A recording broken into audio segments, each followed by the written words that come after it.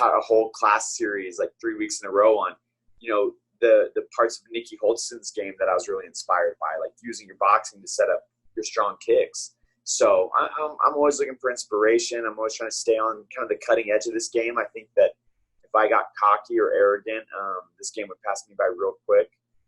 There's a million guys out there that want my job. So I just got to continue to progress too and stay sharp.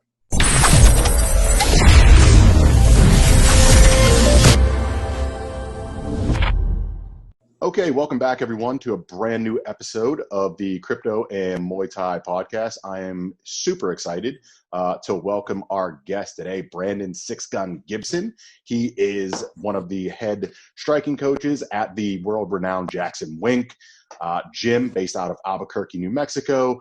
I'm sure he's most widely known for being one of Jon Jones' striking coaches and just all around a pretty cool guy, given, the chance to interact with him in person. So thank you so much, Six Gun, for jumping on the podcast. I really appreciate it. How are you doing today?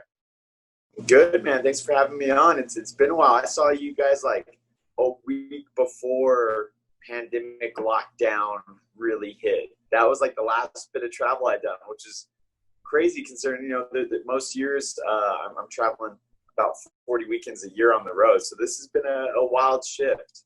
Yeah, you couldn't really expect how it was going to play because we were just normal. We're slapping high fives, working different drills and stuff like that, going out drinking. And then, literally a week or so, you fast forward, it's like, all right, plane's grounded. Don't go anywhere. Yep. Don't talk to anyone. Don't look at anyone. So it's a real interesting time. That we. I'm happy we squeeze it in there. I'm definitely happy I got out to Pittsburgh and Team Stout Enzo before things got wild, because that was a blast, man. I got a lot of respect for you guys and the team and all the coaching staff and the amazing fighters you guys have, and the homie Big Lon, man. I got a lot of love for him. So yeah, shout out to Big Lon. He's a crazy guy. But I'm so glad that he set that all up, because it's awesome to have a coach like you come in at your level and be able to not only show, kind of pull back the curtain a little bit as some of the things that you work on with all your, current and or former champions, but also great for our fighters too, specifically for like Will and I, because, it's like, hey, like you see Six Gun showing this, like we show you this too. It's like Six Gun, works with arguably the best MMA fighter of all time, so we know what we're listening to. So again, it kind of like validates Will and I a little bit. So that was like an additional like sweetener on the cake, Right. Do your homework, kids. Exactly. And like with that, so for anyone that's listening to the podcast that doesn't know who Six Gun is, I'm just going to let him sort of, give a quick, background on himself. I'm from Albuquerque, New Mexico. This is a fight city. There's no doubt about it. I grew up boxing, doing a lot of karate, kind of like an 80s kid would. And then in my teenage years, more and more into the boxing scene. And right when I started college, I got linked up with a great Dutch kickboxing coach. I started training under him a little bit. He brought me to Greg Jackson and Mike Winkeljohn's gym, and that was early 2000s. The MMA scene here in Albuquerque hadn't really blown up yet. We had a lot of guys on kind of the local scene, guys like Diego Sanchez and Holly Holm and Carlos Condit, and guys that were a little bit older than me like Keith Jardine. And it was real cool to just be a part of a team that blew up. All of a sudden Rashad Evans was at our gym, George St. Pierre, young Jon Jones. And I feel like I've been very fortunate enough to learn from amazing fighters and amazing coaches in what became a renowned gym. But it wasn't at the time. And I started coaching at a young age. I felt like I always had a knack for holding pads and maybe good coaching vibes, right? Like calm energy, focus energy, and dedicated person as well. So I started training fighters around 2008. And I've been very fortunate enough to travel the world doing what I love with amazing people and just sharing martial arts everywhere I go. Yeah, I mean, and that was definitely one of the vibes that I got whenever you were at the gym. Like there's fighters, there's bullshit artists, but then there's martial arts. You like martial artists. And whenever you can find, you know, a martial artist, but also can straddle that fighter vibe or that energy or Yeah. relate to it, like I think that's a truly special combination, you know, as well. It's like I fought before, but I wouldn't consider myself, you know, a fighter. Like there's a different sort of like mentality that it takes. So it's like I'm firmly in the martial artist camp, but I can relate to them like well enough. And I think whenever you have that component, it's that much more powerful. So whenever I saw that from you and like how you were teaching, I was like, okay, no wonder, you know, it clicks. There's a reason why JacksonWink was one of the first, you know, super camps that were out there. If you strip out, you know, Militich or Lions Den with Ken Shamrock, if they were too early on. But like in the modern era, I would say JacksonWink is probably the first super camp and still continues to pump out high level fighters even to this day. Yeah, and I definitely learned a lot from Greg, just like on the fighter psychology and the vibe. And Greg and Wink are very yin-yang combination too. Wink was a champion kickboxer. He's just like a very hardened, no nonsense, no bullshit, put in the reps, you know, be prepared, run the laps. And Greg is a little more Zen master, a lot of mental work, a lot of strategy, a lot of, you know, strengthening your soul, strengthening your mind. But yeah, Coach, I'm definitely with you. I try to relate to the fighters, but I'm definitely a martial artist, and there's some amazing fighters that I would, you know, classify them as that I've trained. But the guys I tend to do the best with are the more pure martial artist types. Got you. Like with that being said, so who I've seen on Instagram, you're working with a couple of guys, but it seems like one of the guys I'm consistently seeing on your feed is Aaron Pico. So presumably he kind of falls within that mold. You know, Aaron's like a young, man, he was on, you know, the international wrestling scene as a boy, going to Iran and Cuba and in Dagestan and wrestling the guys where most, you know, U.S. kids are playing soccer after school or baseball. I mean, Aaron's just a little Spartan. He, you know, and he's able to also train out of Freddie Roach's when he was young. You know, he was 18, 19, sparring Miguel Cotto. Aaron has just been bred in a different category than a lot of these guys. But Aaron's strengths, you know, in his wrestling and his boxing, I think put him on the fast track in MMA. But that didn't necessarily mean that he understood what it meant to be a mixed martial artist. Gotcha. So there was a lot of parts of the game that he was just trying to figure out as he went. And I really love Aaron, man. He's been in here training 5-6 days a week. We've been together for about a year now. And I couldn't be more excited for his future because this kid is brilliant. Not only does he have an amazing work ethic, and he just has all the physical attributes. He's an amazing athlete, but most importantly, he puts in the mental work. He studies a lot of tape. He's really fallen in love with that approach. He studies his own fights. He studies his own sparring, takes notes after every workout, but he's also always watching and studying the greats. And that's one thing I think he really picked up and was inspired by Jon Jones.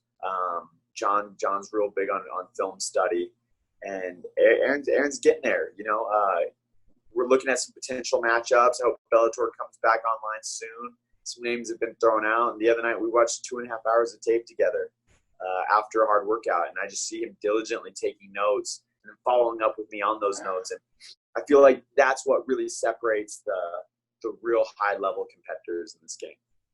I 100% agree. I think what also separates the high level, not just competitors, but also martial artists as well. You know, it's like I never competed at a high level of boxing. It's like, but I know a lot about boxing because I've went and trained, but also at the same exact time doing film study, not because I got a fight coming up, because I find it interesting and I want to learn like from the best. And like after a while, like at the beginning, you kind of feel like a fish out of water.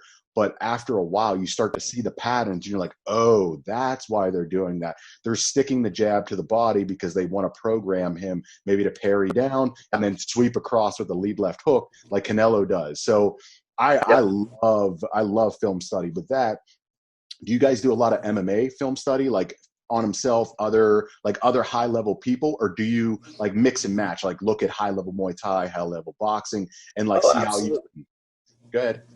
Absolutely. You know, I would say predominantly we're studying MMA. And Aaron's inspired by a lot of, current champs like Kamaru Usman or Habib. How is the game continuing to evolve, right? Like what are new trends we need to be looking for? Things like calf kicks. Also always inspired by the greats, guys like Sugar Ray Robinson and Rocky Marciano and Dempsey and Tyson and Tommy Hearns and Duran. Like I have all of these crazy combinations named after all these guys, and always trying to teach Aaron how they were just masters of rhythm changes and how they would master techniques and how they were chess players.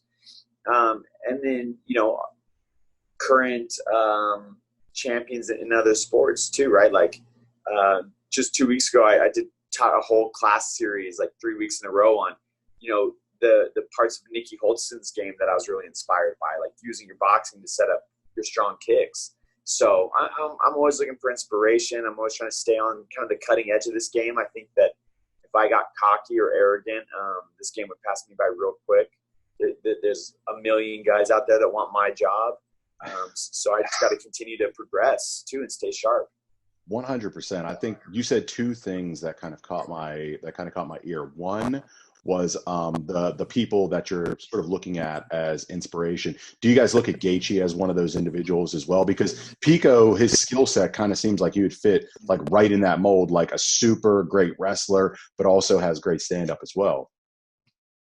Yeah, and fortunately, Aaron spent a little bit of time with Justin too. That they're all managed by the famous Ali Abaziz, and so Aaron's gone out and helped Justin for some of his camps, and we're definitely inspired by guys like Justin. Even last night, like Poirier and Hooker, what an amazing bout that was. How can you not draw out of that? Both of their toughness, their grit, the technique, the defense, the rhythm changes, just the tide of the fight, and how Poirier was able to really cap the championship rounds in that one. What an amazing sport. There's so much to take in. There's so much to learn, and also have an awareness of what those elements could be that could inspire different fighters, right? Like what inspires Pico is very different than what inspires a guy like Carlos Condit or a guy like Jon Jones. So Gotcha. Obviously, if it's classified, feel free to tell me to go screw myself. But can you elaborate like on some of the things that like would inspire like a Pico versus a car like Condit, like Carlos Condit? Like obviously for me, Muay Thai, like high level Muay Thai is going to get my juices flowing, but that might obviously be entirely different for those guys. Yeah. I don't know a set example. Pico loves boxing, right? So he loves looking at like Canelo. So a big power puncher like Canelo would really inspire Pico, and Canelo's setups and his defense and his movement. Carlos is so just a different style, a different rhythm. But Carlos likes defensive mastery as well. So he was just highlighting this morning that he loves Cub Swanson versus Kron Gracie and Cub's ability to stick and move and kind of pop shot and set it up with his feints as well. So, so sometimes it's kind of like a different season for things, Sometimes you want that power, hard hitting. Sometimes you want BJ Penn licking blood off his gloves. Sometimes you want Saenchai cartwheel kicks, I guess it depends a little bit on the opponent as well. But like I was seeing some of your posts with Carlos. I mean, he's working like great boxing footwork in all honesty, like being able to sort of like take that shuffle step off the sideline, like throwing a combo and then, sliding out almost Mike Tyson-esque where, they're in front of you and then take that quick sidestep to cut the angle to be able to hit, some of those angle shots, whether it's hooks, straight punches or whatnot. Yeah, and I think a big part of that is just Carlos's continued evolution, right? Like, Carlos can go toe-to-toe, and he's had such amazing wars with champs, guys like Lawler and GSP and Rory McDonald. He could sit in the pocket and throw hooks like, when he knocked out Hardy. But Carlos is also very slick, and, it's just like, let's continue to grow. Let's continue to not take damage. put you in good positions to devastate your opponents. And you know, just like I was saying earlier, man, I can't get stale or stagnant in this game. And sometimes I'm really inspired by the fighters as well, right? Like Carlos has had this intention where he's going to hit these Tyson-esque shuffles. So how do we place them fluidly into his game? Got you. With inspiration, do you watch any of One Fighting Championship at all? Because they're doing Muay Thai like in the MMA 4-ounce gloves, which I personally love. You know, I wish the UFC would do that, like to see true high level Muay Thai, but like with those nasty gloves to where the Dutch guys can't get away shelling up as much, and the Thai fighters can't just play like sloppy long guard as much as well. Oh, I love it. And you know, even just the cage versus the ring brings in so many different dynamics. And yeah, I definitely keep up with the ONE FC. I was actually training last year, Edward Fululon from the Philippines, who was ONE FC champ. So yeah, and you know, same things when we were talking about staying abreast of different trends. Like, man, there's some slickness going on overseas that we also need to be in tune and aware of. And you never know the way they're signing guys like, you know, Sage Northcutt and Eddie Alvarez and bringing these guys in and Demetrius. You never know when there may be an opportunity for one of your fighters. So I don't want to go into it blindly. And I haven't cornered any ONE FC fights, but I hope to. I've spent a lot of time overseas, and you know, I love Singapore. I love Southeast Asia. I hope that there's an opportunity in the future for sure. Yeah, it looks like quite a spectacle in all honesty, and it looks like the quality of competition is just growing and growing. So right now it seems like, you know, in the lower weight classes, they might be close to on par with some of the UFC fighters or rapidly getting there. It gets a little bit watered down the further you go up in weight, but you can see like the evolution that, I mean, they're starting to develop like great camps out of, you know, Asia that, you know, are competing within the UFC and in one doing extremely well. Obviously, Tiger Muay Thai being one of the ones that's a little bit more notable. Tiger,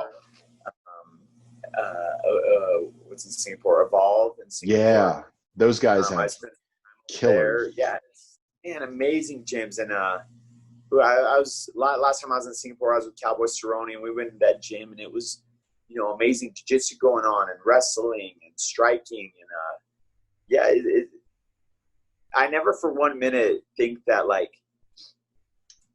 it's easy to become complacent like in our just American ways. And I know that there's some kid in Burma that's training left way right now. You know, it's like, even with Pico, it's like, yo, there's some kid in Dagestan right now that's 15 years old, and when you're on top, he's coming for you. Like, that's who we're staying ready for.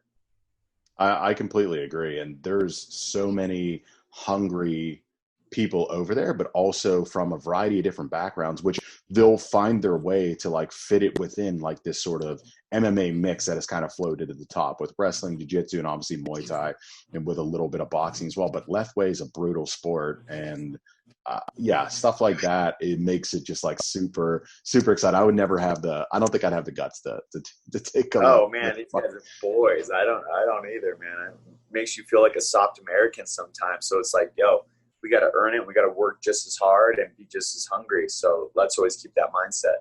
100%. With that being said, with different coaches that we run into, especially striking coaches, everyone has their own philosophy or, you know, brand of foundation that they're brought up in.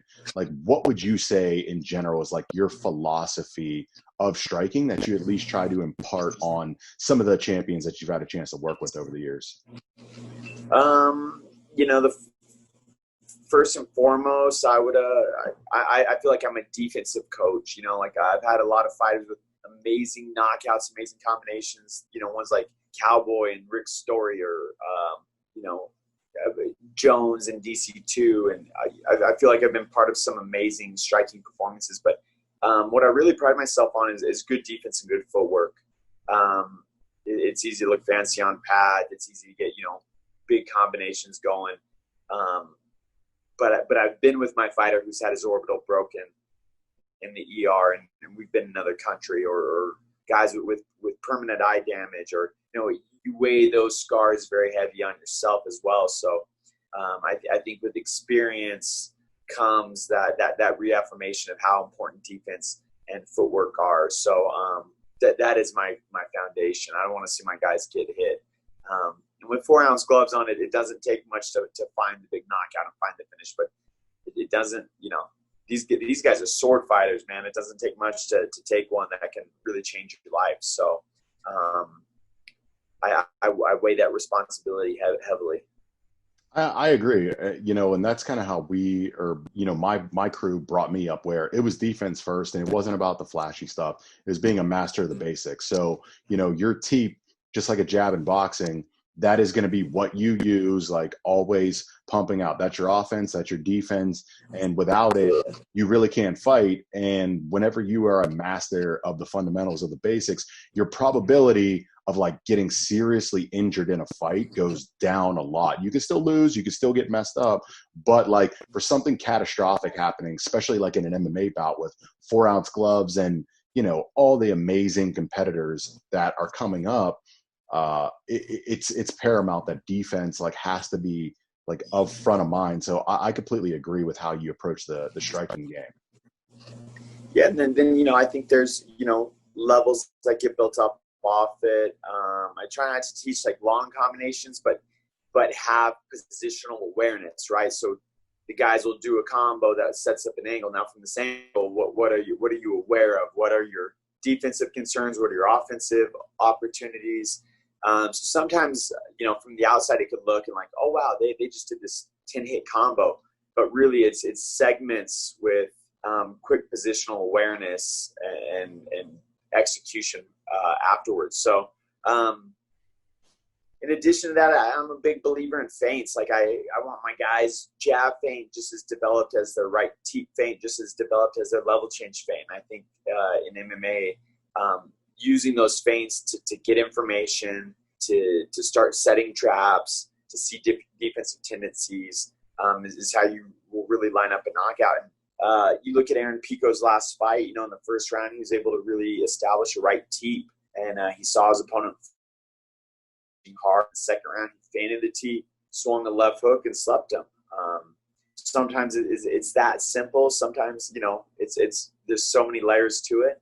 But I think that just comes down to training my fighters to have good eyes, like good positional awareness, good eyes, and understand when there is an opportunity.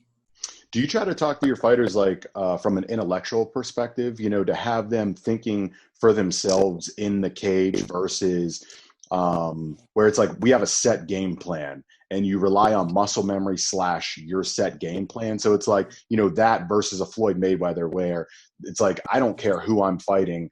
I'm going to collect the information whenever I'm in the ring, and I'll make my adjustments on the fly because I know I've got the skills to make, any calculations that I need to, like in the ring, in the moment. Yeah, it's definitely a combination, right? Like, guys like Jon Jones, we go in so detailed, so rehearsed with the game plan and knowing the opponent's tendencies. And it really allows us to set up traps, find weaknesses, expose areas. But also, I think part of Jon's brilliance is that Floyd Mayweather-esque, where it's like, Dominic Reyes came out and fought a lot, switching his stance in the last fight. Wasn't something we were ultra prepared for. He hadn't shown that a lot in his previous bouts. But Jon's so well rehearsed, right? He knows so many different styles and body types and how to execute off those. Not only do you have a team of coaches with, hundreds, if not thousands of UFC bouts under their belt, you have Jon with the perfect eyes and strategy and being able to make those adjustments. So, we try to train for all those situations, right? And same mentally, physically, spiritually, to be prepared to go into some really deep waters with somebody when all game plan and all technique, when all strategy's out the window, to just be, a dog and be able to go into those deeper and deeper and deeper, darker trenches.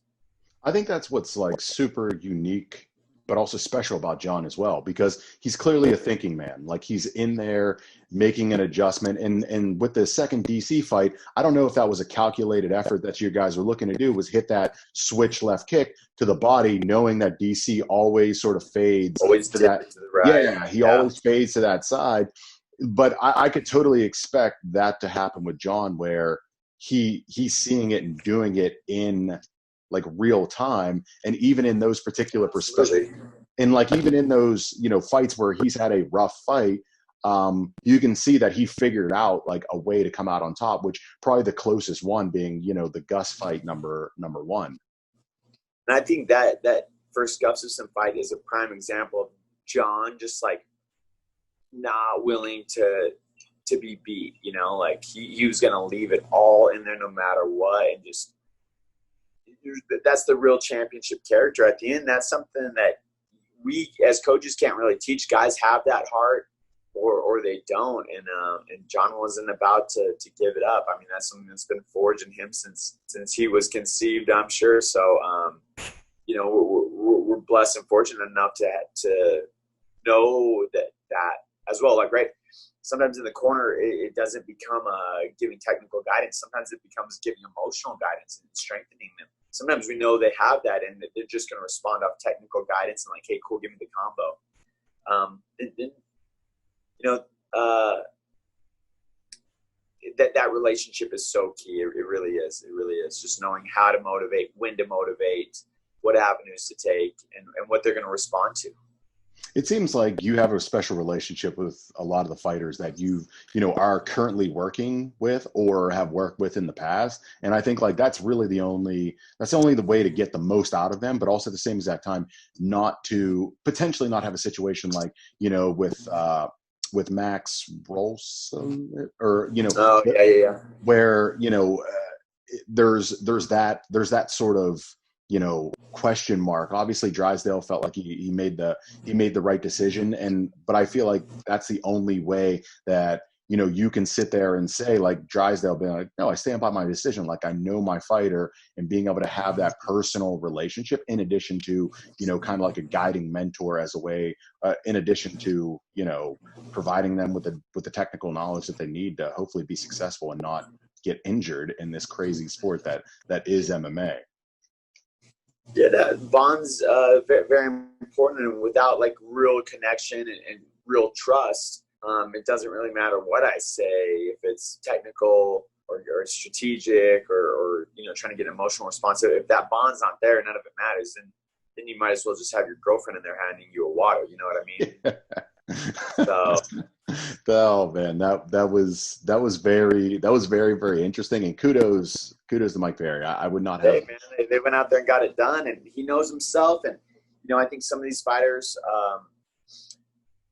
it probably doesn't matter what you say in there, right? They're just going to throw down. They're brawlers, they're scrappers, they're fighters. I think there's a lot of other martial artists that need the coach to calm them down and need to be reminded of different strategies and elements.